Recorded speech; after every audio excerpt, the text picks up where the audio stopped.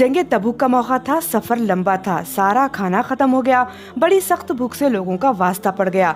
चंद लोग नबी करीम की खिदमत में हाजिर हुए और अर्ज करने लगे कि या रसूल अल्लाह, अगर आप इजाजत दे तो ऊँट ना ज़िबा कर ले। नबी करीम ने कहा कि ठीक है, तुम ऊँट ज़िबा कर लो। हजरत उमर ने उन लोगों को रोक लिया। अर्ज करने लगे कि या रसूल अल्लाह, अगर हम ऊँट ज़िबा कर लें तो सवारियाँ किस पर करेंगे?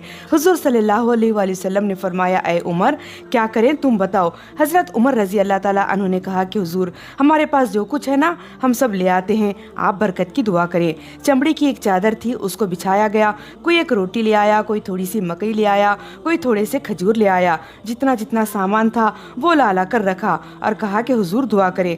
हुजूर ने हाथ उठाकर बरकत की दुआ कर दी। अब मौजज़ा ये हुआ कि नबी करीम ने कहा, आते जाओ और खाना लेते जाओ। सैकड़ों का लश्कर था, सारे कुछ सैर होकर खाए, लेकिन जब भी खाना देखते तो उसमें और बरकत आ जाती।